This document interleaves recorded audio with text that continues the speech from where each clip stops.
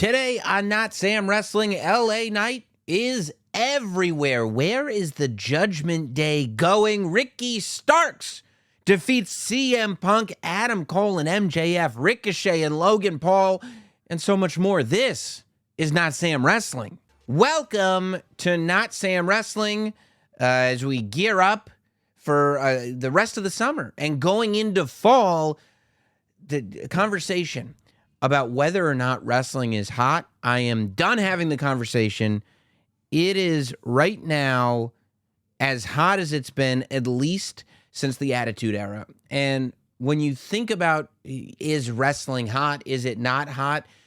You can't look at the same metrics as you did during the Attitude Era. Anybody that would have you count ratings points on television as the be-all, end-all of whether or not it's hot has no idea what world they're living in. Television shows don't get ratings the way television shows used to get ratings. The fact of the matter is, when I'm trying to find out whether an audience is really responding to a segment, like when I see a segment on Monday Night Raw, or when I see like a storyline like Adam Cole and MJF or the Judgment Day, and I'm going like, yeah, people are really responding, I look at a few things. If I'm trying to figure out that individual segment, I listen on the show at how the crowd responds. Hopefully, it's an actual crowd and not a pre-recorded crowd, because if it's a pre-recorded crowd, well, that's going to really disrupt my experimentation. But I listen to how the crowd responds. I listen to everybody booing Dominic. I listen to whether or not the good guys are getting cheered and whether or not we are booing the bad guys. But I go to YouTube. I go to the WWE YouTube channel. I go to the WWE on USA YouTube channel. I go to the TNT YouTube channel. I go to the AEW YouTube channel. And I look at what kind of viewership the individual segments are getting when they upload clips to YouTube and how they compare to other segments on the show. I look at the fact that LA Knight, for example, coming out and cutting that promo, first of all, brilliant. The fact that we've got a Fatal 4-Way coming up next week on SmackDown.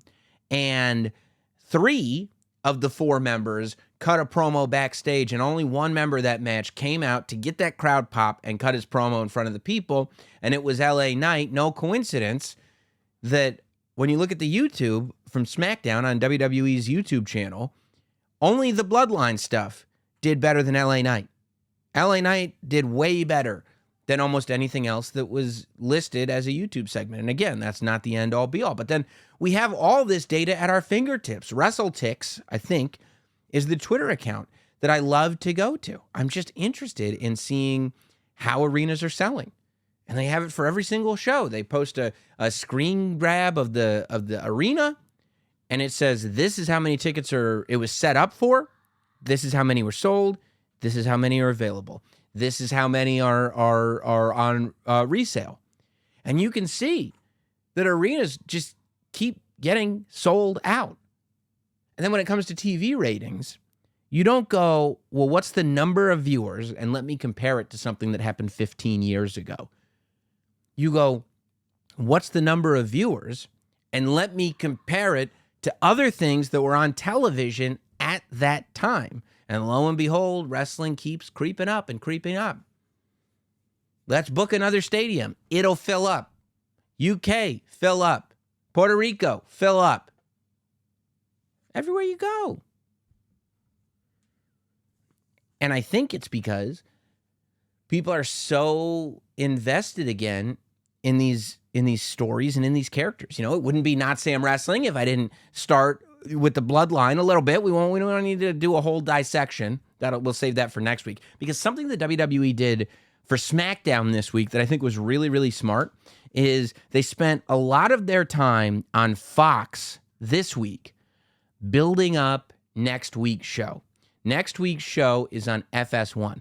FS1's viewership is far less than that of Fox. And also, when a show is on one channel at one time every week, if you turn on Fox and SmackDown's just not on, there are a lot of people that still are not going to go and find it. Or, oh, that's right, FS1. They'll just go, well, whatever, I'll just find something else. Or they'll get distracted in their search for what's happened to SmackDown. So instead, they go, we had this whole first four. We had Santos Escobar win this 4-way match. The LA Knight 4-way match, that's happening next week. It's been 2 weeks now, no LA Knight match on TV, but we gave you a taste last week. You want to see him wrestle? You got to tune into FS1. You want to see what the Tribal Chief has to say in response to Jey Uso? Got to look at FS1.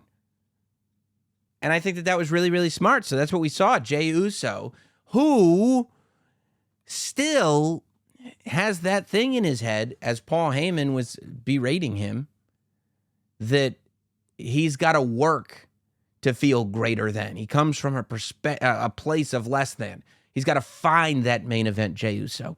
And when he snapped on Solo, I said, in any other context, I don't know if I would buy that, because Solo Sikoa is his brother.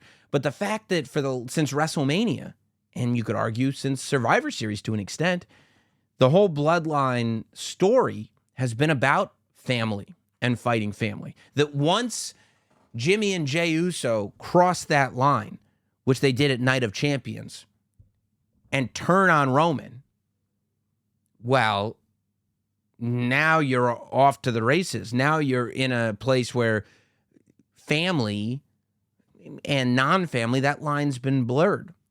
Once you lay out Roman Reigns, brother or not, those relationships have been severed. And we're ready to fight. This whole thing is bigger than all that. Paul Heyman taking a bump to Jey Uso was great to see. Just a great continuation in this chapter, and really this nice, slow, but each segment more and more meaningful build for Jey Uso. So we can get to SummerSlam and get to this place where Jey Uso is that guy that we're going, you know what? I don't see Jey Uso as champion, but the way this story goes, I kind of do see him beating Roman Reigns. And this story is so good because I feel like for most of us, I think, that are listening to this show, we're the hardcore wrestling fans, right? We're not the cashes. And I think that really the bloodline is the one story that's brought even the most hardcore fans to this place of, well, this is what I think is going to happen. Back to where they should be and where we as fans should be. This is what I want to happen. The sounds that come out of your mouth at these live shows should be about what you want to happen. When you see Jey Uso versus Roman Reigns, the question isn't, do I think Jey Uso is going to win? Do I think the WWE is going to make Jey Uso the champion? No. The story is good enough that we have suspended our disbelief. So we are willing to say, do I want Jey Uso to win? We're not sitting there, pretending to be promoting our own territories, be little wrestling businessmen, little wrestling entrepreneurs that know we could book definitely better than whoever's in charge. That's every other story. For this one, I'm reacting to Jey, not because I think he'll win, not because he should win, not because he can go on to do this. He can sell this many shirts. It's because I'm lost in the story and I want Jey Uso to win. And when you can get the most hardened wrestling fans to retreat back to childhood, to a place where that was how you determined who you rooted for. You cheered for the guys because you wanted them to win. You weren't thinking about, well, if this person wins, they'll be able to work with that person and put over that guy. But you were just going like, I don't know. I'm watching WrestleMania and I want Mr. Perfect to beat Lex Luger. Why? Because he's the good guy. I want him to win. That's it. I think that's the beauty right now of where we're at with the Bloodline story, is that as grown-ass adults, a lot of people are just going, yeah, but wouldn't it be great to see Jey Uso win? I just want to see him win. I think ultimately that's why people are talking about moments so much, because getting that moment is not really about like, well, from a business perspective, I just think we need more moments. It's, I want that release. I want this thing that I want to see happen to happen. And if as a fan of wrestling for years and years, or as a fan of wrestling for 2 months, if you're at that place, you're at the ideal spot to enjoy the show in the best way possible. I think, in my opinion, one of my favorite, by the way, trends online this week was LA Knight is everywhere. Because it's like, you can take this guy off TV. You know, LA Knight wasn't on SmackDown last Friday in Madison Square Garden, but he did the segment with Hit Row where they just uploaded it exclusively to YouTube, did gangbuster numbers on YouTube and social media, and then for the next week, just clips of LA Knight doing other things started popping up everywhere. I think that the first one that I think I saw was, you know, because we know, even before this, old wrestling clips of LA Knight have been surfacing. There are far more LA Knight fans today than there ever were Eli Drake fans. But still, every time I turn around, every time I log on to somewhere, whether it's YouTube or Instagram, TikTok, I'm seeing, because the whole crowd, and they're saying, Eli Drake, yeah. And like all of his old Impact promos are coming up. And all of his old NWA promos are coming up. And you have a lot of fans going, he was right in our face the whole time. And they're looking at WWE going, he was right in your face the whole time. And the WWE is going, you have no idea how right in our face he was the whole time. Because we went past his wrestling career. We started going into just LA Knight's face being in the public. And he really has been everywhere this entire time. A clip from the Triple H workout video. Long time ago. It looked like probably towards the beginning of the Performance Center. And the Performance Center's been open for about 10 years. So sometime within the last, 7 to 10 years, Triple H put out a workout video, a workout DVD that was shot in the Performance Center.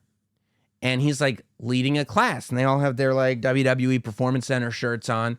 And he's like, all right, 1, 2, 2, 3, 3. And they're doing sit-ups or whatever they're doing. I don't know. I wasn't part of the class. But there's a really familiar, clean-shaven, but familiar face right to Triple H's left.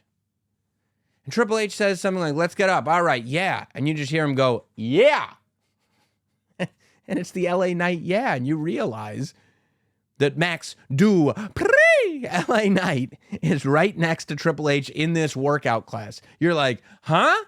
They go, yeah, he wasn't just in this workout class. They go back to Performance Center footage. You see LA Knight in promo class in the very beginning of NXT era. They used to air those tapes of like Bayley and Sasha Banks and even Seth Rollins cutting promos in promo class.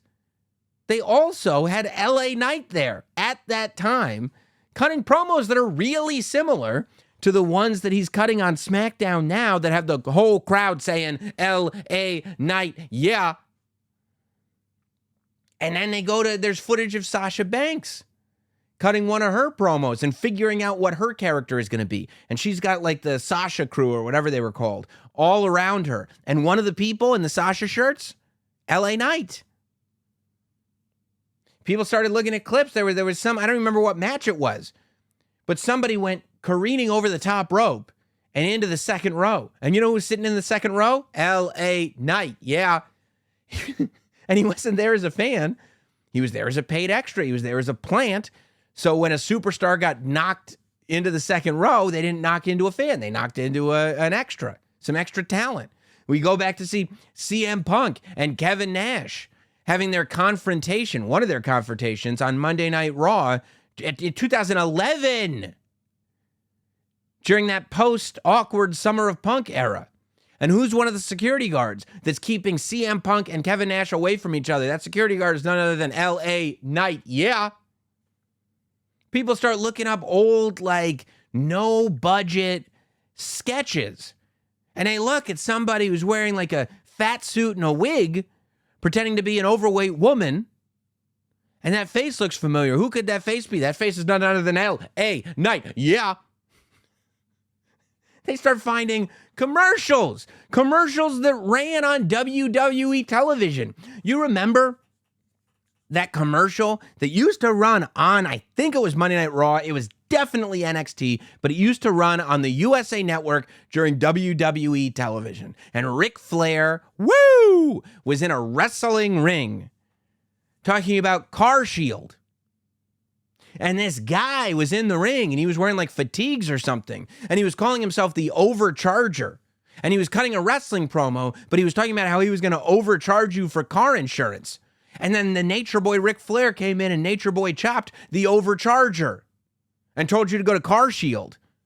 But guess who the Overcharger was? The Overcharger in many circles is known as L.A. Knight. Yeah. There's a commercial for the jewelry exchange where some schmuck paid too much money for a ring that he's giving to a girl. You know who that schmuck was? None other than L.A. Knight. Yeah. Aldi. You ever heard of the supermarket Aldi? A commercial for Aldi. Who's shopping in Aldi? Who in the world shops at Aldi? You know who shops at Aldi? I'll spell it for you. L.A. Knight. Yeah. He is everywhere, has always been everywhere, always will be everywhere. The overnight sensation, L.A. Knight, who is attracted the world, set the wrestling world on fire in the last 3 or 4 months, has actually been doing this for 10 years. Everywhere. People are fascinated with how many LA Knight appearances there always have been everywhere. And it's all in stuff that we've seen. We've seen this guy, all of us, that are yelling, yeah, every time we go to an arena. We've been watching him do this for years and years and years. You know, as over as he is, you go, how could they mess this up? But, I mean, he wasn't doing this many numbers, but again, we could talk about, you know, how you can't compare TV ratings now to TV ratings then. You can't compare internet numbers then to internet numbers now. Because this isn't dissimilar to what Zack Ryder did when Zack Ryder was doing True Long Island Story. Now, this foundation wasn't there, but this groundswell of internet support was there for him, and it was squandered. Could this happen again to LA Knight? It shouldn't, because it shouldn't have happened to Zack Ryder. And I would hope that those mistakes have been learned from. This promo that LA Knight did, where he acknowledged that everybody has seen him everywhere, did massive numbers on YouTube, did massive numbers on Twitter, and had the whole arena chanting along with him. For a lot of people who went to SmackDown, save for maybe the Jey Uso segment, it was one of the top highlights of SmackDown, and it was about 45 seconds long. So where is this all going? Well, I've been saying for a little while now that it's insane to consider LA Knight a heel. The idea that LA Knight is on the heel side of things is never, ever going to work. That's why I wanted him to lose the Money in the Bank ladder match, because I didn't think he could turn babyface with the briefcase. I thought he had to lose the briefcase and then go on to the next thing, and within that next thing, turn baby. For me, it was Logan Paul, but there are other ways to do it. I can't see this coming week on SmackDown. There's a fatal four-way match between Sheamus, Rey Mysterio, LA Knight, and I'm blanking on who the fourth person is right now. I just can't see a side of this where LA Knight doesn't win. As much as people wanted him to win the Money in the Bank briefcase, Triple H specifically said at the press conference, good things come to those who wait. There are no other heels in this fatal four-way match. The idea is Santos Escobar, surprisingly to a lot of people, won the fatal four-way this week on SmackDown to go to the finals of this United States Championship Invitational. There are no other heels other than LA Knight, who is technically on the heel side of things right now. There is nothing in my head that tells me that LA Knight could even possibly lose this fatal four-way on SmackDown. If he does, then throw the towel in. I think LA Knight wins the Fatal 4-Way. I think he goes to SmackDown next week to face Santos Escobar.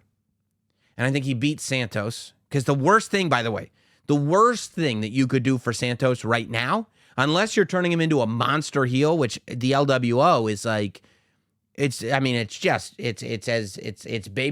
like it's Gerber's. You know what I mean? Like nobody's booing the LWO. They love the LWO. What's not to love about the LWO? It's Rey Mysterio. It's Zelina Vega. Santos Escobar. Come on.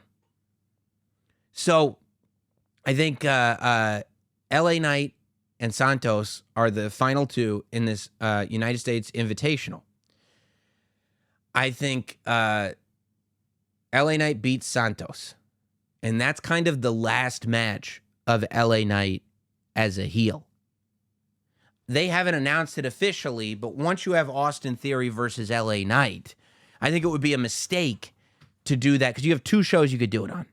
You could do it on the SmackDown before SummerSlam, or you could do it on SummerSlam.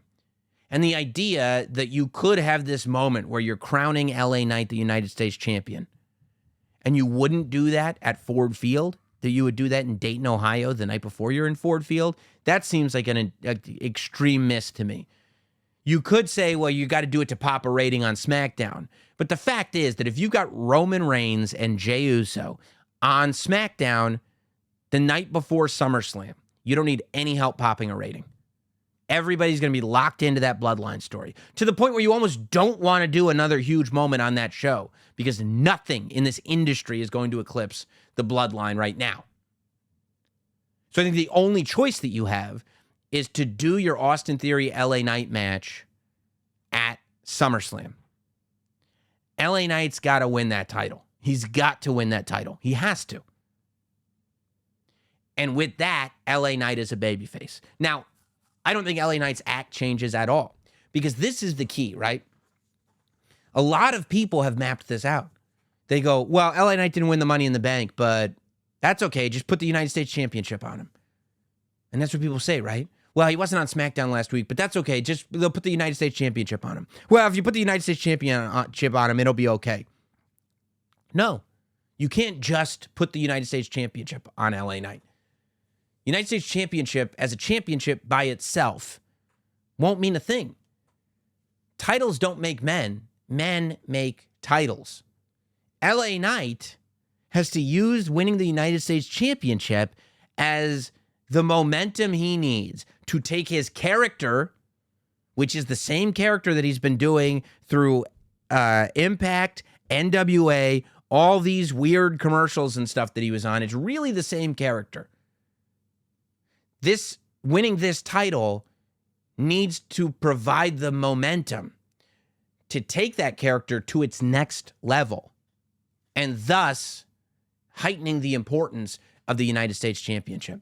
And I think that the way you do that is let LA Knight tell the story that all of us internet sleuths have now pieced together. That Eli Drake doing the exact same thing that LA Knight does now is LA Knight's story.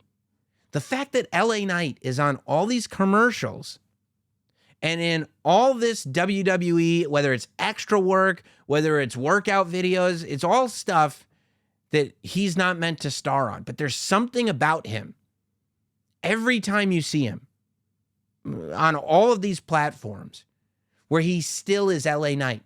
Whether it's him in the Triple H video going, yeah, it's all the same thing.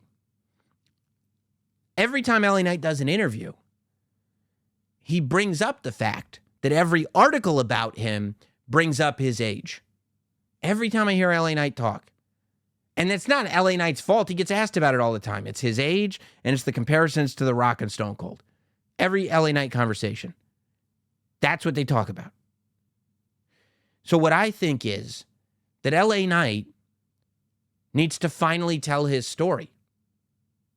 When it was time for Triple H to ascend, to get to the main event, there was a promo that he did, an interview that he did with Jim Ross that changed everything. You know, people say you gotta respect the game. Don't be the player. Well, I am the game, JR. I am the game.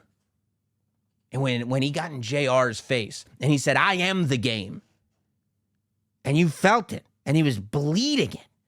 Every pore of his body was leaking this message that every moment that you saw him, whether it was when he was terrorizing in WCW, Jean-Paul Levesque, coming to WWE as the Greenwich Blue Blood, having to take a timeout ski because he supported his friends in Madison Square Garden when none of his friends got punished.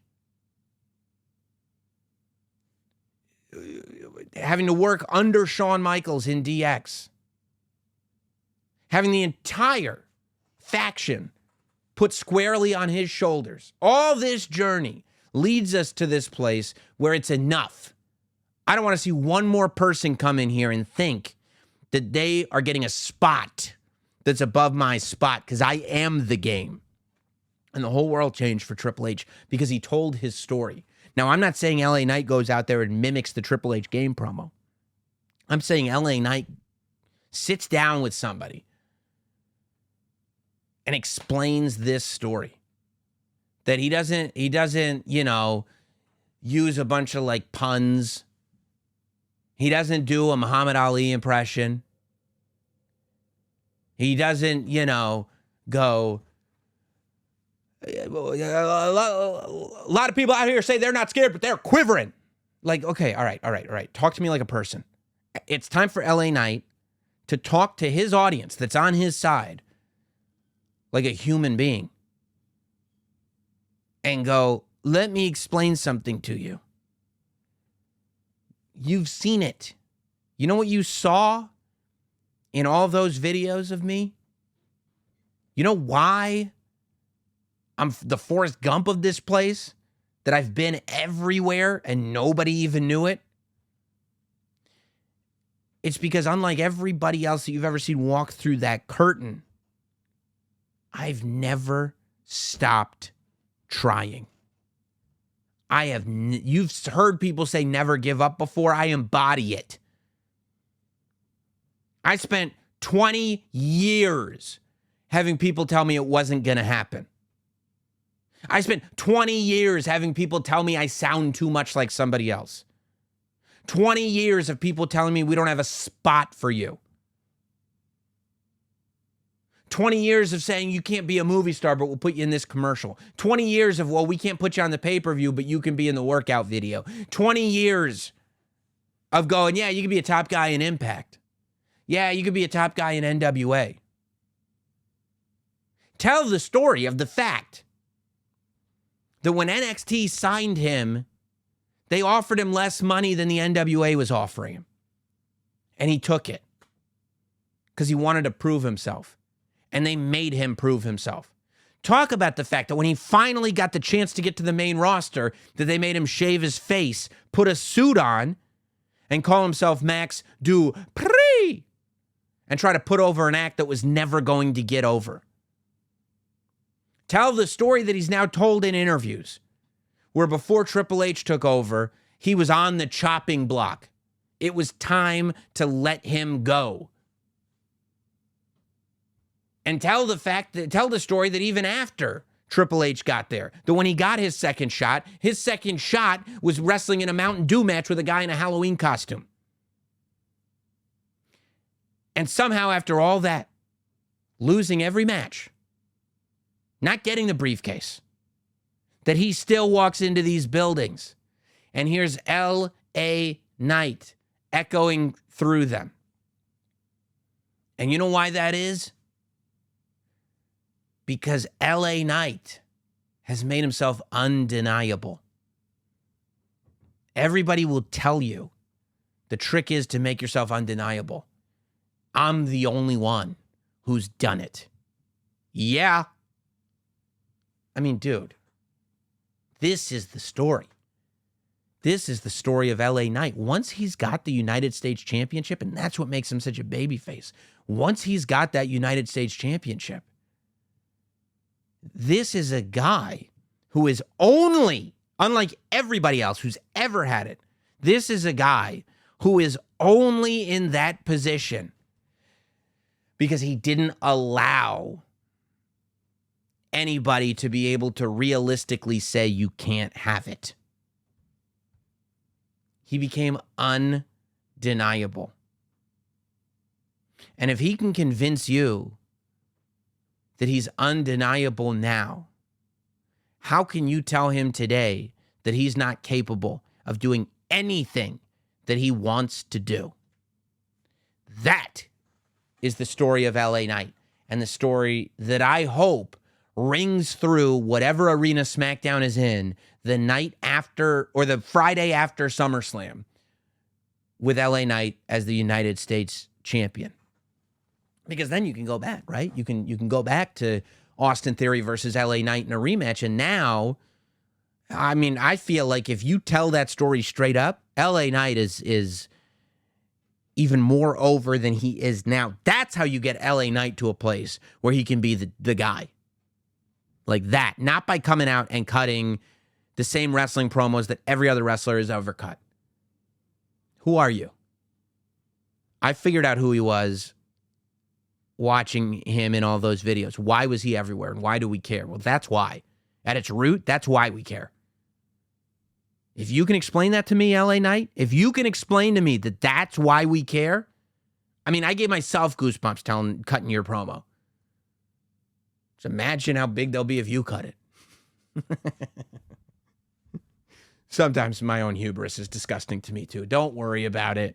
Don't worry about it. Make sure, by the way, that you are with me in Detroit. We will be there on SummerSlam Saturday, 5 p.m. Eastern Time at the Detroit House of Comedy. It's only a block away from Ford Field. So if you're going to SummerSlam, you'll have plenty of time. Come to the live show. It's the best tailgate you're ever going to experience. Notsam Wrestling live, 5 p.m. SummerSlam Saturday, August 5th, I believe, at the Detroit House of Comedy. A block away from Ford Field. Get your tickets at notsamlive.com. Speaking of good storytelling, so interesting episode of Collision this week for sure. You had one of the classic tag matches. I mean, FTR could tell a similar story that LA Knight could about just being undeniable. It's like FTR have not been given nearly the amount of chances you would expect a team like that to be given. But you give them an opportunity to put on a barn burner. Last year, that trilogy with the Briscoes, one of the best trilogies ever. Certainly one of the best tag team trilogies ever. And then what? 6 months later, 8 months later, you go and you do a 1 hour, 2 out of 3 falls match on Collision with the Bullet Club boys. Unbelievable. If you didn't get a chance, hopefully you DVR Collision. If you didn't get a chance to watch that FTR Bullet Club match, 2 out of 3 falls on Collision, make it a point to watch it. Give yourself an hour and just enjoy a great wrestling match. It's a risky thing right now on Collision to put on an hour-long match, but sometimes it's worth it. And yeah, FTR, I feel like FTR versus Bullet Club is one of those matches that will appreciate more as time goes on. There's just so much going on in AEW right now that it's hard to appreciate things as they're happening. You know, everything's just moving at such a pace. But I mean, I think that at the end of the year, that's going to be one of those matches that people are really looking at going, oh my God, that was a classic. But what I loved on the show personally, because I'm a story guy, you know, I'm a guy who loves stories. I loved Ricky Starks winning, and I loved the way Ricky Starks won. So I think Ricky Starks surprised a lot of people. I'm a huge Ricky Starks fan. I mean, I'm a big CM Punk fan too. But I think you know I'm a CM Punk fan by now. Huge Ricky Starks fan. And I love that he won the Owen Hart Memorial Tournament. And I think that's because people just kind of gave it to Punk. They figured that, okay, this is just going to be the first thing Punk's doing, that Punk is back. And he doesn't have a story. He's going to do a couple matches with Samoa Joe. They'll give him the Owen Hart Cup, and then we'll go from there. But they didn't give him the Owen Hart Cup. Ricky Starks came in after having some great matches. He did Forbidden Door. They did the Samoa Joe match. Now it's time for the big Ricky Starks match. And you're thinking, okay, CM Punk is going to have the kid go over without getting over, or get over without going over. If he didn't get over, but he went over, it'd be a waste of everyone's time. But he's going to get over without going over. But instead, he got over, and then he went over. So Ricky Starks, after a good match, grabs the rope for the last stroke of the 3 count. And CM Punk, looking befuddled, loses in the finals of the Owen Hart tournament while he's wearing Bret Hart's pink and black. Poetry. Ricky Starks grabs the cup and like really gets out of there quick. They ended up doing the presentation of the trophies and the belts to Ricky and to Willow Nightingale at the Battle of the Belts that I guess was on right after Collision. But the fact that he retreated the way he retreated was like, okay, like Ricky Starks decided to cheat, knows that he cheated, and doesn't care. He just wanted the cup. Very heelish tendencies. But I also noticed that, like, Punk was, oh, there goes Andre. Punk was cheated and knows that he was cheated and reacted as if he was cheated. So I was kind of left wondering, what if they don't go in the direction that it seems like they're going in? It seems like the direction they're going in is that you would turn Ricky Starks heel, right? And then maybe do something with Punk where it's Punk is a good guy versus Ricky Starks is a bad guy. Who knows? But to turn Ricky Starks heel. Now, you could turn Ricky Starks heel either way, right? Doesn't matter. I don't think you should. I think Ricky Starks could be one of your top baby faces. I don't think there's any benefit right now to turning Ricky Starks heel because I don't think he's done everything he can as a babyface. I think there's a lot of meat on the bone with Ricky Starks as a good guy. And I think that that's ultimately why you should turn somebody. I don't think that you should leave a ton on the table unless you've got a super hot angle and you can go back and do a turn. You know, I just don't think that you should have a big turn if there's still more to do in the role that they're in. And I think Ricky could be one of the top guys in AEW, especially on Collision, if he were a good guy. That said,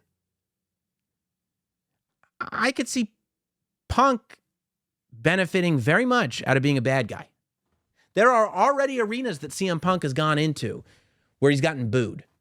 And what was really interesting is, I forget if it was Forbidden Door or if it was the Collision after Forbidden Door. I forget. But it was one of the matches that Punk started to get booed, and he changed his wrestling style halfway through the match. It was a genius thing. He changed his wrestling style halfway through the match and started wrestling like a heel. He started wrestling like a bad guy. And you go, yeah, he knows what he's doing. He knows exactly what he's doing. No surprise, by the way. I feel like when you go back and look at footage of like Hogan, there are a lot of times when he was being a baby. And that if you really look at what he was doing, he was kind of being pretty heelish. If it wasn't so easy to root for him because he was like a human version of He-Man, he would have gotten booed. Anybody else would have. You know, the idea that he got eliminated from the Royal Rumble and then he pulled Sid out after faking a handshake, that's heel. You know, when he would complain, no, that was 3, no, that was 3. It's like, come on, dude, stop whining. I think CM Punk could go in that direction. And when CM Punk goes in that direction, I think people are going to boo him. You know, I think CM Punk coming out and complaining about Ricky cheaply getting that victory, I don't think that it would make people cheer CM Punk. I think it would make people boo CM Punk. Ricky could probably turn heel or babyface regardless of what Punk does. But I feel like there's enough here between fans booing him in some of the buildings, between the fact that there's a group of wrestlers that don't want him wrestling on Wednesdays, and the fact that this kid Ricky Starks was in a position to be made by having a good match with CM Punk, except he grabbed the ropes to get a cheap victory because he wanted the victory instead. There's a lot of room here for Punk to be a heel. If Punk comes out and he says, I would have made you by just having a good match with me, but instead you took that cheap victory. Do you really think winning that cup and getting that victory is more valuable than having a great match with me? Oh, shut up. Boo. Boo. What he's saying isn't false. And you could see where he's saying it. Like, it actually makes sense. And there's truth to it, which is why it's so perfect for turning him heel. There's this, I think even CM Punk supporters, there's almost this underbelly that wants to boo him right now. I feel like you can't ignore this feeling that it might be time for CM Punk to be a heel. And he could turn back babyface, right? This isn't because I think he's a bad person. It's wrestling, for God's sake. But I really think that Punk being a heel is where this thing with Ricky should go. And I think Ricky's the perfect person to be the catalyst for it. For me, I mean, look, AEW said this week, or there's rumors going on this week that they're going to have both All In and All Out on pay-per-view. We know All Out's going to be on pay-per-view. It's on pay-per-view every year. But 7 days before All Out, they're doing All In Wembley Stadium with 60,000 people in the building. If both those shows are on pay-per-view, you're going to need some hot stories to tell. 2 pay-per-views worth. And you may need one that extends into the next one. You may need one pay-per-view to be left with unfinished business, so we're going to buy the next pay-per-view. If that's the case, I think CM Punk having a hot story is essential. You're not selling 2 pay-per-views week after week by just having great matches. I think MJF and Adam Cole needs to sort itself out on this All-In pay-per-view. And maybe go forward to All Out, you know? Maybe they can stretch this tag team all the way to All In. It explodes, and they can have a match a week later at All Out. Right? Like, because to me, that's the other hot story. That's the other thing I'm really enjoying in AEW right now is Adam Cole and MJF. It's some of the funnest stuff, I'll say, on wrestling television right now. It's showing how good both Adam Cole and Max can be, right? I think that their chemistry is on the money. I think the fact that they started this story with a great match and then it led into this is good, right? A great match for the sake of a great match, as I've been saying week after week, doesn't do much for anybody. But the idea of a great match being the foundation for a story, like the idea that even though Adam Cole might not trust MJF, that a certain respect may have been built between the two of them. And MJF may have disdain for Adam Cole. But the idea that a respect could have been built between the two of them because they had such a good match together and it's led to this place that they're in today is great. It makes sense. It's a narrative. It's something that I can get behind. It's something that makes me want to tune in week after week to see what's next. I think about that stuff. I'm turning on Collision next week because I want to see how CM Punk bounces back after this match. I don't want to see him have another match and win. I want to see how the character deals with this loss. Is he still going to wear his Brett shorts? I'm going to turn on Dynamite because I want to see what's going on with MJF and Adam Cole. And, you know, I think that the fact that MJF has gotten people back to this place where they actually believe in him. He's doing a thing where it's not that dissimilar to what he was doing several months ago when he faked the babyface turn and then turned on Regal. Like, the fact that he's got us back to a place where he can play fake babyface and we're on board because there is real love for MJF is phenomenal. For me, I feel like you can build on this friendship and build on this friendship and build on this friendship. I think that you have what? We're in mid-July. So you have 6 weeks of building on this, you know? I think that putting the tag team championship on MJF and Adam Cole would be a really good thing. I think that you put the tag team championship on them, and once they have the gold together, they're actually cohesive. I think that in the tag team title match is when you finally have the double clothesline moment that has been being built and built and built and built. You have them win the tag title. You do some more vignettes. They have fun together. Maybe they have one defense on television. And then they go to the pay-per-view and they're in a match with, I don't know, the Acclaimed, whatever tag team you have built.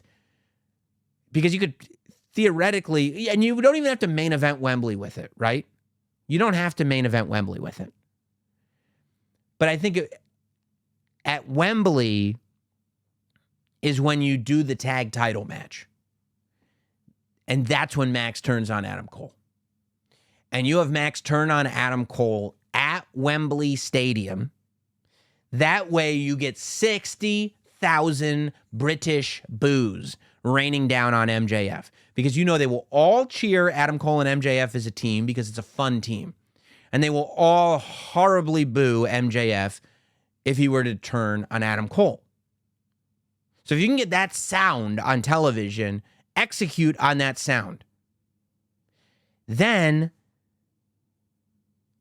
when we get back to the States, the Dynamite after All In, Adam Cole challenges MJF for the AEW Heavyweight Championship. Then you can go to All Out and immediately have that match.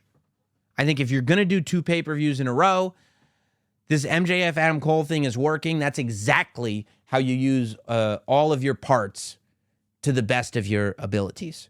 I think that Ricochet and Logan Paul are losing all of their parts to the best of their ability. I mean, I feel like the Ricochet Logan Paul story is exactly what we played out on the podcast last week. I feel like that's one of those that I called like I was Babe Ruth, pointing to where exactly I was going to hit my home run. Ricochet and MJF, and I feel like, Ricochet and Logan Paul, and I love that Logan Paul is leaning all the way in. When Logan Paul looked into the camera, and he's like, but I'm not trying to build a buzz. He's like, I'm not a TikToker. And then he looked right at the camera and he went, I'm a WWE superstar. And you got all of these people, and they're mad at Logan Paul because he's an outsider. And they're mad at Logan Paul because he's exposing the business. And they're mad at Logan Paul because he's addicting children to caffeine. And they're mad at Logan Paul because he's stealing people's money on some crypto thing, maybe. And all of that builds and builds and builds. And on the other side, you build Ricochet as this hero of the people. You build Ricochet as this superstar that's dealt with it all.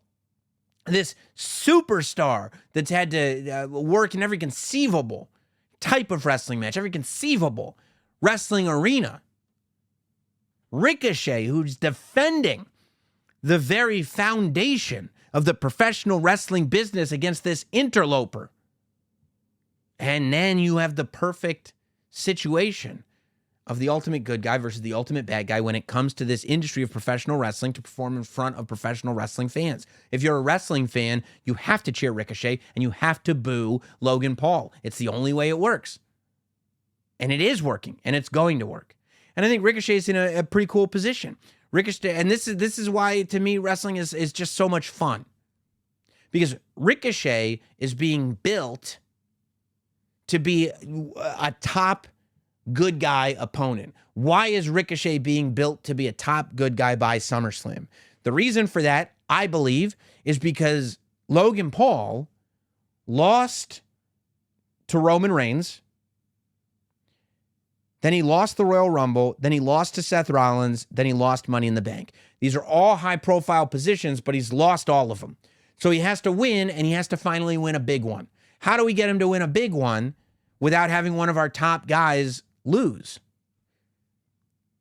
Make somebody else a top guy for SummerSlam and have them lose. And that's probably what's going to happen. The boos will rain down on Logan Paul, but it's okay. It's okay at SummerSlam if Logan Paul is the ultimate heater. Because think about the emotion that'll be expelling out of your body for SummerSlam. You're going to have everybody booing Logan Paul because he just beat Ricochet. I hate that guy.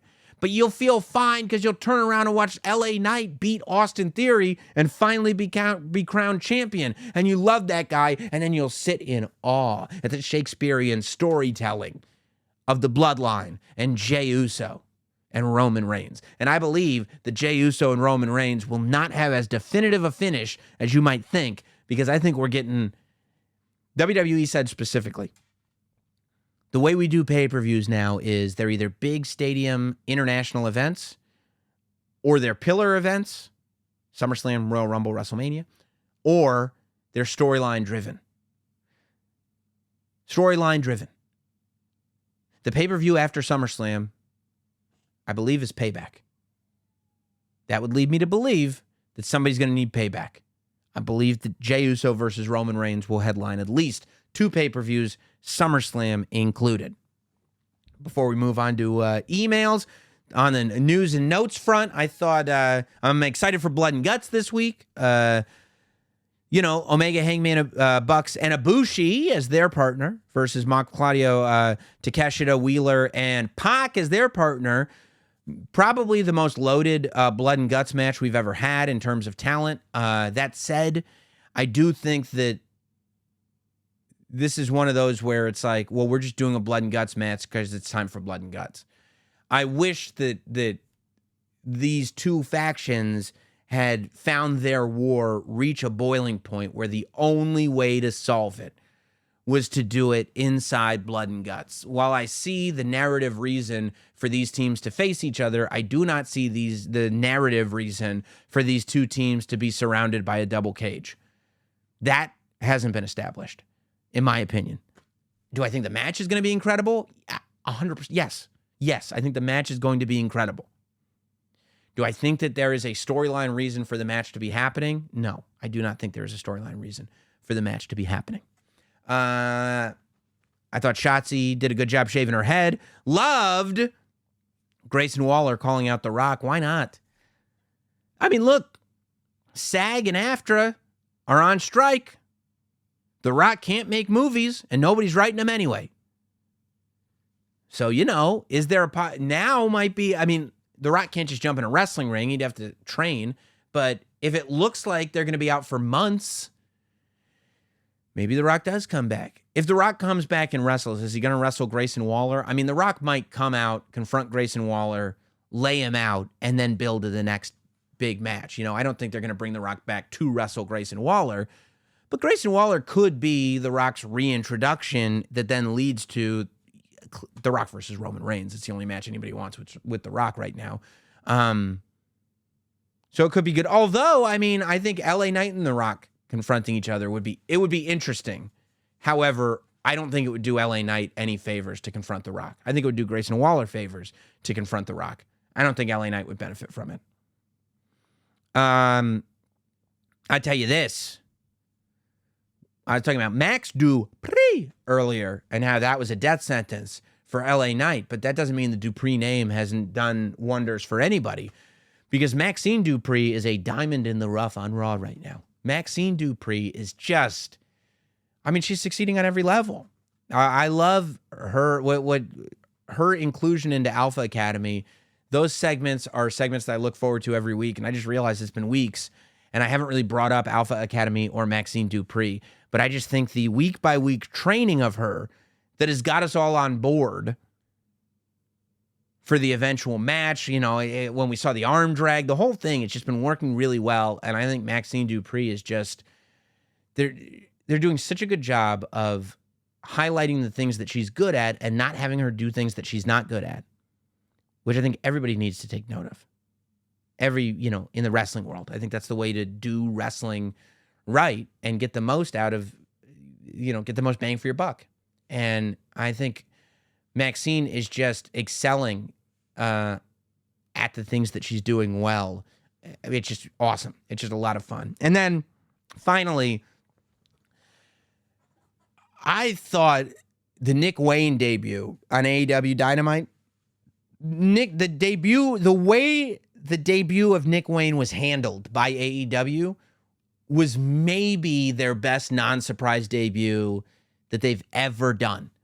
I thought AEW did a wonderful job of building anticipation for it on social media over the course of the week, right? Because they announced months and months and months ago that they signed this kid, Nick Wayne, who's been killing it on the independents. Huge part of GCW. Before he signed to AEW, I was gonna try to book him for an interview just because I like the Billy Starks interview so much, and I felt like he's got a similar story, except there's more. Well, I don't know, because Billy Stark. Well, whatever. But both high school students that were excelling on the indies. But he got signed up to AEW, and he signed this contract where once he turned 18, he'd start performing for them. And now that he's 18, it was time. Just an excellent job on social media hyping this thing up and making it seem like a big deal. An even better job once you got to Dynamite, airing video packages, familiarizing people. AEW, I feel like far too often falls victim to the trap of assuming knowledge of the audience, that because like Tony Khan and a couple of us hardcores watch GCW regularly and have kept up with everything Nick Wayne has been doing, means that the entire AEW audience has kept up with everything Nick Wayne is doing, and that is simply not true. There were, I would say, the vast, vast, vast majority, like 95% of the people watching Dynamite had no idea who Nick Wayne was. And I thought that they addressed that really well. I thought that they explained in video packages why he was important and why you should stay tuned to tonight's show to watch him debut. By the time he came out, I was like, yes, if I didn't have any prior knowledge, I was completely sold. I thought they did an excellent job of promoting him. I don't know why he lost. I mean, not that Swerve necessarily should have lost, but you could put him in there with somebody besides Swerve if you don't want Swerve to take the L. I mean, I don't think it's catastrophic that Nick Wayne lost, but I think that, of all places, AEW is the wins and losses matter place. And I think that Nick Wayne would just benefit a lot more from winning in his debut as opposed to losing. I mean, you could say, well, he's got plenty of time to win. He's only 18, but I mean, wouldn't it be better to make it a thing where it's like, yeah, AEW has this 18-year-old and he's just nasty, and have Nick Wayne go on a run where he's winning matches. Eventually you could cool him down and have him build back up, and then, because you have all these years to do him. But I think having him go on a run at this age would have only increased buzz, and I don't know how far that buzz is going to travel. I mean, it goes back to storytelling versus just having good matches. If I'm like, oh, you got to watch AEW, there's this guy who has great matches and loses. Yeah, I'm not going to watch that. Oh, you got to watch AEW, there's an 18-year-old kid, he's nasty, he beats everybody. Oh, yeah, I'll watch that. I mean, it's not rocket science, I don't think, but what do I know? I mean, actually, a lot of you guys want to know exactly what I know. You ask my opinion all the time. You send me emails. NotSamWrestling@gmail.com, as a matter of fact, is the email address. NotSamWrestling@gmail.com. If you want to email in, I will address them. Don't forget, if you're watching on YouTube, to leave a comment. Subscribe to Not Sam Wrestling on YouTube, and hit like on the video. If you're listening to the show on Apple, rating and a review. On Spotify, a rating. And let's get to these emails, starting with the most recent that was only sent a couple hours ago as of this recording.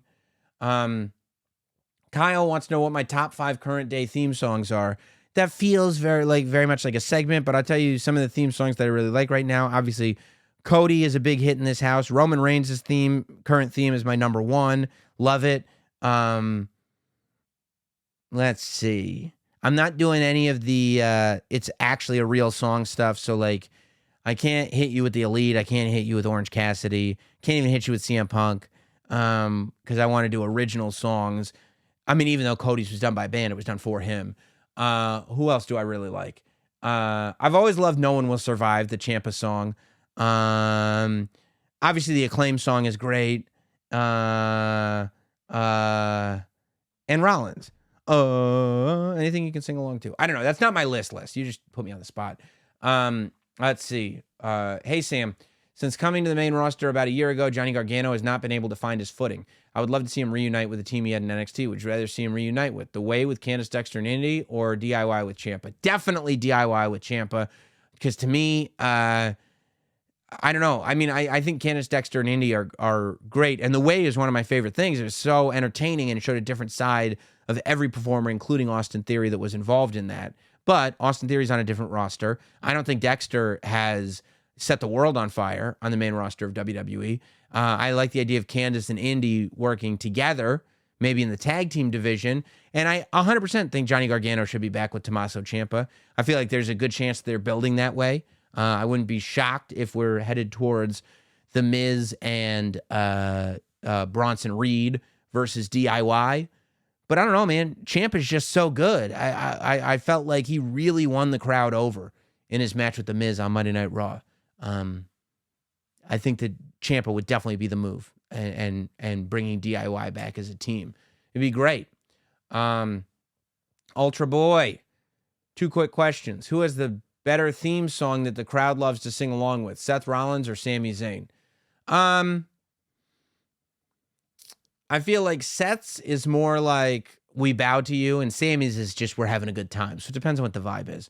And do you think Cody will ever turn heel? Also, my 16th birthday was on Friday. Well, happy birthday, my friend. I hope it was an excellent one. God bless you for having a childhood where you have this much good wrestling. I mean, what a joy it must be for you. And yes, I absolutely think Cody Rhodes will turn heel. Eventually, it's the only place you're going to go. When Cody Rhodes accomplishes everything he can as a babyface, and he's almost there, he'll have no choice but to turn heel. I absolutely think Cody will be a heel at some point. He'll be a great heel, too. Wrestling Minute, a bit controversial, this one is, but the United States Championship, least meaningful singles title in WWE history, besides MVP and The Miz, that championship has done nothing for nobody. I don't know. I think 24/7 title is probably worse. Hardcore Championship had some real rough days. European Championship had some real rough days. I don't know. I think, again, it's about the wrestler, not necessarily about the title. There have been great Intercontinental Champions. There have been do-nothing Intercontinental Champions. And the United States Championship is not a WWE historical championship. It was a championship that was brought in from the outside. So there's always going to be that prejudice, I think. TJ, random question. What do you think the attributes that make up a good finisher? I think it's mutually understood that a great finisher should be able to be performed on anyone. Yes. However, to me, I feel like the best finishers can be performed out of nowhere. Like an RKO, Superkick, DDT, sure, but also the Tombstone is one of the best finishers ever. If you have time, in your opinion, using the qualifications, I think the best finishers are the ones that are somehow associated with the superstar, that you can do to anybody and that, people can do to each other. I seen a graduation video of some kid jumping out of the crowd and RKOing his friend. It was the best. I mean, that's one of the things that got the RKO over, is that kids started doing it to each other and they weren't getting hurt. So I think that's part of it. Everybody loves to choke slam each other. That's a great finisher. So I think, that's a big part of it too. Brian says, thank you for all the hours of entertainment you provide. Hey, you got it. My question is simple. Why would they waste the first clean pinfall victory on Roman since the Tribal Chief gimmick came about on a tag match? It wasn't a waste. How? It wasn't a waste, Brian. I think it takes away from the eventual dropping of the Undisputed title. I understand it's a significant moment for the Bloodline story as well as Jay's. I just think it won't be as dramatic when Roman loses the title. Well, Brian, you're 100% wrong. The idea that it won't be as dramatic when Roman loses the title is insane. When Roman loses the title, he will have nothing left. The title is the only thing that defines him as the Tribal Chief. The idea that will be any less dramatic is insane. They have not been saying it's 1,000 days since he's been pinned. They've been saying it's 1,000 days since he's lost the title. It will take away 100% of nothing from the person who wins the title from Roman Reigns. As a matter of fact, they were just able to get every bit of juice they could out of the fruit that is Roman Reigns, the delicious nectar that is provided when you squeeze on the Tribal Chief was brought to us by doing it this way, okay? Now, you have the first pin, which puts Jey Uso on a far higher pedestal and puts Roman Reigns in a much more vulnerable place. It allows us to get to a place where realistically we can look at Roman Reigns and Jey Uso and say that Jey Uso has a chance. when Roman Reigns loses the title, it will be absolutely no less impactful because he's not going to lose the title a month after he gets pinned by Jey Uso. Here's what's going to happen. Roman Reigns is going to beat Jey Uso. Then he's going to beat Jey Uso again. Then he's going to continue to run as the undisputed WWE Universal Championship to the point that the narrative device of the first pinfall will actually be the thing that's lost. And the chase for the title will be it. When Cody said, I want to finish the story wasn't, I want to pin Roman Reigns. It was, I want to take the title from Roman Reigns. It's all about taking the title from Roman Reigns. The first pinfall brings us to this place in the story. But the title, my friends, that was a revolution. Josh says, good day, Sam. Been listening to the pod since Taz was giving you shit for using inside terms on the Taz show and had to check you out. Big fan. I love Taz. Just wondering if you ever plan to tour Australia and perform some shows. The likes of Foley, Bruce, Bischoff, Jake had some successful live shows down here and would love to see you. Bro, if you can get a venue that'll bring me out, I would do as many shows as they'll have me. I love Australia. I went once when I was a young man and thought it was just, it's to this day, one of the best trips I've ever been on. I think Australia is great. My parents used to live in Sydney, then Adelaide, then Melbourne before I was born. It's just, Australia is wonderful. I love Australia. I would go down there anytime. Jump on a Qantas flight tomorrow if you could sell me some tickets. But I got to sell some tickets. Conrad has hinted recently something was happening soon after he recently pulled out of the Impact shows here. Would love to see a double headline act. Tell Conrad to hit your boy up because I would do it in a heartbeat. I'll be there with bells on. Shamo says, which superstar was the Royal Rumble most integral to their career? Yokozuna, Shawn Michaels, Bianca Belair. Yokozuna, 10 times out of 10, 100%. Shawn Michaels, 2-time Rumble winner, definitely put him on a different pedestal. Bianca Belair, I don't even think she needed the Royal Rumble. I don't think it changed her career one iota. I think she was destined to be where she was going anyway. But the idea that Yokozuna debuts in October of 1992, his first pay-per-view is Survivor Series 1992, where he defeats Virgil. 2 months later, he goes to the Royal Rumble and he wins the thing. Eliminates Macho Man Randy Savage, goes to WrestleMania and main events. He main evented WrestleMania in March or April, whatever, of 1993. He debuted in November of 1992. Yokozuna. Yokozuna and Ric Flair are probably, I mean, when you, like, most significant and integral, like, when you say, like, this person won the Royal Rumble, the people it was most integral to and most significant, Yoko, Rey Mysterio, Ric Flair, Drew McIntyre. Now I'd have to think of one more, maybe. Might even be Rhea, but I'm not sure. Adam, hi Sam, do you think WWE is in the process of transitioning NXT into becoming a main roster brand with more superstars from Raw and SmackDown showing up in recent rumors that the show may be going on the road? Well, I don't think there are rumors that the show's going on the road. I don't think it is. I mean, they're doing their premium live events on the road, and they've been doing that for a few months, since before WrestleMania, and it's been awesome. I think that they're trying to find a middle ground. I think that they know that it can't be a purely developmental show and be put on TV, but it can't be a purely third brand and develop new stars. So I think that they're trying to flush it out and make it a more valuable television property. I think that they're trying to flush it out and make it so that people will tune into Peacock and buy tickets for it for premium live events. But I think that they're still making it a spot. And I think that part of it is, right, that they're bringing those guys down because they want high-profile perspectives in the developmental system to have time working with seasoned pros. And so I think that I don't think that they're trying to move it purely away from developmental. But I do think that they're trying to make it more of a property. They're trying to add value to that property. So it's an interesting. It's always an interesting evolution with NXT. Michael says, here's a tough question. Best crowd, list these in order from best to worst. All right. Clash of the Castle 2023, Clash 2022, Chamber 2023, Backlash 2023, Money in the Bank 2023. Okay, I'm probably going to go, they were good. I'm going to go Backlash best. And this is just from memory. I would have to go back and look. Backlash best. Then probably Backlash, Clash, Chamber, Money in the Bank. But I might switch Chamber and Money in the Bank. That's not because Chamber was a bad crowd, but it's not like, I mean, Sammy was just so hot. I don't know. Benji, longtime listener and Shill, 2 questions. They're short. Thank you. I love how everybody's respecting my rules of email. I love you guys. You listen.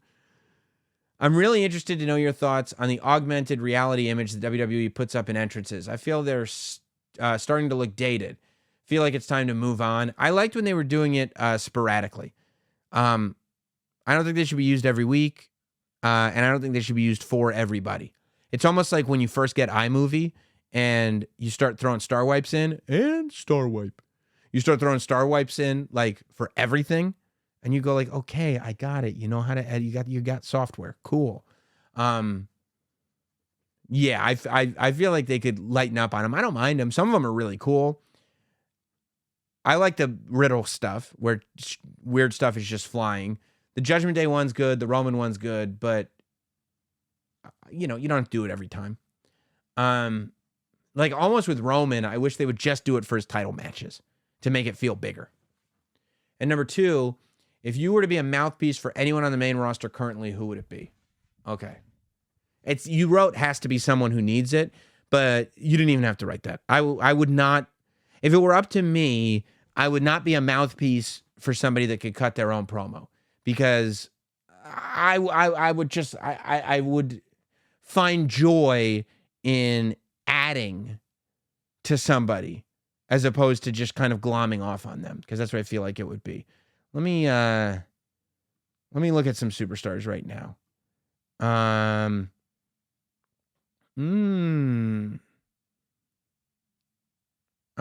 looking at superstars and thinking like, can I come up with something? Like JD McDonough is somebody that I would love to do, but I don't need to. Like JD McDonough, when you give him a microphone, is pretty good. Most of these guys are guys and gals are pretty good. I keep. All right, let me check SmackDown. I was looking at Raw, and nothing like Bobby Lashley would be a fun one.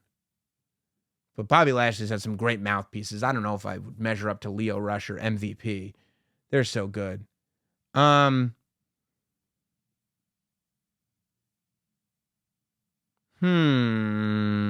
like this question. That's why I'm Ridge Holland. Ridge Holland, I think. I would pick Ridge Holland. I would take Ridge out of the Brawling Brutes, and I would be a mouthpiece for Ridge Holland. I love Ridge Holland. I would love to help create an image around Ridge Holland and those massive quads on him. Yeah. I think I would have a lot of fun as a mouthpiece for Ridge Holland. That'd be awesome. Maybe it's speaking a fake British accent or something. Nicholas, I want to talk to you about Julia Hart. I really like what AEW is doing with her. She fits great into the lore of House of Black, and her entrance is cool. She should not lip sync, in my opinion. I don't even mind the lip syncing, to tell you the truth. She's young and there's still a lot of work in the ring, but it's promising. What do you think? Oh, and everybody's talking about Mania in London, but please give us a premium live event in Paris. Nice. A premium live event in Paris would be fun, just for the visuals of everything. I'm a big Julia Hart fan. I think I talked about her a little bit last week, or maybe it was a Patreon podcast. I don't remember. But I think the only thing with Julia Hart is that AEW is not doing with Julia Hart what WWE is doing with Maxine Dupree. I think AEW needs to do a better job of highlighting Julia Hart's strengths and hiding her weaknesses. Julia Hart should never be overpowered. Julia Hart should never be in a match that's 10, 12 minutes long. Like, Julia Hart should be in these weird 2 to 3 minute matches where psychologically she just keeps getting advantages and then has a couple of like nutso submission moves that she does. And that's it. And that's it. Because yeah, just her vibe is so good in the House of Black. And I think she could be good in the ring, but just highlighting her strengths.